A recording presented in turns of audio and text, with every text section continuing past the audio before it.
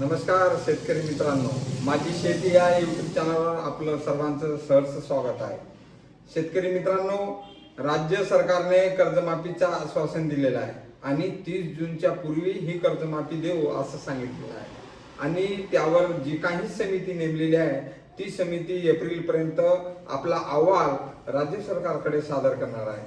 मात्र यामध्ये आता जे काही कर्जदार आहेत यामधील कोणत्या कर्जदारांना ही कर्जमाफी मिळणार आहे, त्यामध्ये मग जे थकबाकी आहेत किंवा रेग्युलर आहेत किंवा अति थकबाकीदार आहेत अशा नेमक्या कोणत्या शेतकऱ्यांना ही कर्जमाफी मिळणार आहे आणि मग जे नियमित कर्जदार आहेत या कर्जदारांना काय फायदा होणार याबद्दलची सविस्तर माहिती आपल्या आजच्या व्हिडिओमधून घ्यायची आहे। तर मित्रांनो, राज्य सरकारनं आता ज्या काही राष्ट्रीयकृत बँक, जिल्हा मध्यवर्ती बँका यांना आदेश दिलेले आहेत की जे मार्च 2025 ते जून 2025 पर्यंत थकबाकीदार शेतकरी आहेत त्यांचा डाटा गोळा करणं चालू आहे।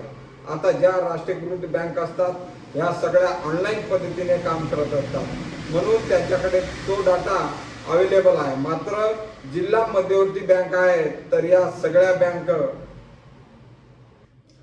सगळ्या बँक काही ऑनलाईन नाही आणि जिल्हा मध्यवर्ती बँक डायरेक्ट शेतकऱ्याला काही कर्ज देत नाही, ती देते त्या गावातल्या सोसायटी मार्फत, म्हणजे विविध सहकारी सोसायटी असतील त्या सहकारी सोसायटीच्या मार्फत शेतकऱ्यांना कर्ज दिल्या जातं आणि बऱ्याचशा या बँका ऑनलाईन नसल्यामुळे आता मध्यवर्ती बँकेच्या माध्यमातून शेतकऱ्यांचा डाटा गोळा करणं चालू आहे। यामध्ये मग आधार कार्ड, 7/12 होल्डिंग, आपल्या खात्याशी जे मोबाईल नंबर लिंक आहे तो मोबाईल नंबर, पॅन कार्ड असे अनेक कागदपत्र गोळा करणं चालू आहे। त्याबद्दलची माहिती जिल्हा मध्यवर्ती बँक या राज्य सरकारला देणार आहे आणि ज्या नॅशनलाइज बँकाकडून शेतकऱ्यांची कर्ज घेतलेला आहे तर त्यांचा डाटा त्यांच्याकडे अवेलेबल असल्यामुळे त्यांची काही शेतकऱ्यांना कोणत्याही कागदपत्राची मागणी होत नाही।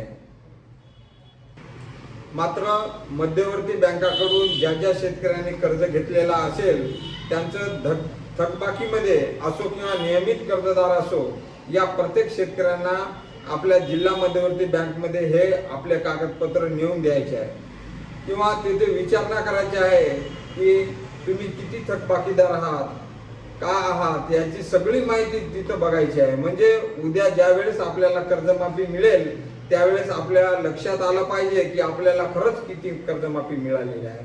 मग आता महत्त्वाचा प्रश्न असा आहे की नेमकी ही कर्जमाफी कोणत्या शेतकऱ्यांना दिली जाणार आहे, जे अति थकबाकीदार आहेत का रेग्युलर थकबाकी आहेत का नियमित कर्जदार आहेत।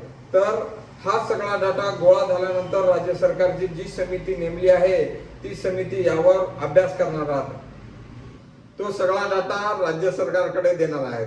त्यानंतर राज्य सरकार यावर निर्णय घेणार आहे की नेमकं या कर्जाच्या कर्जदार शेतकरी आहेत त्या कोणत्या कर्जदार शेतकऱ्यांना किती कर्जमाफी द्यायची। कारण मुख्यमंत्र्यांचा उद्देश आहे की वारंवार शेतकरी हा कर्जमाफीमध्ये अडकला नाही पाहिजे, कर्जमाफीच्या दृष्ट विळख्यातून शेतकऱ्यांना बाहेर काढायचे। मग आता याचा नेमका कोणता मार्ग आहे शेतकऱ्यांना बाहेर काढण्याचा, तो सगळा डाटा तिथे जमा झाल्यानंतरचा जे निर्णय घेणार आहे। आता राहिलेला प्रश्न जे काही नियमित कर्जदार असतात, कारण नियमित कर्जदाराला या अगोदर 2017 मध्ये 25,000 रुपये आणि 2019 ला 50,000 रुपये प्रोत्साहन म्हणून अनुदान दिलं होतं। मात्र आता यामध्ये हे काय निर्णय घेतात त्यावर अवलंबून आहे। आता एप्रिल मध्ये जो काही डाटा आहे ती समिती राज्य सरकारकडे देईल आणि त्यावेळेस राज्य सरकार जोपर्यंत निर्णय घेईल तेव्हा ही सर्व आपल्याला माहिती उघड होईल। ही नेमकी कर्जमाफी कोणत्या शेतकऱ्यांना मिळणार आहे अशी ही माहिती होती। आता तुम्ही चालू थकबाकीदार आहात का नियमित कर्जदार आहात, नक्कीच कमेंटमध्ये करा आणि कर्जमाफी बद्दल तुमची काय प्रतिक्रिया आहे नक्की आम्हाला कळवा। आपल्या चॅनलला नवीन असाल सबस्क्राईब करा, व्हिडिओला लाईक करा आणि जास्तीत जास्त शेतकऱ्यांना ही माहिती शेअर करा। धन्यवाद।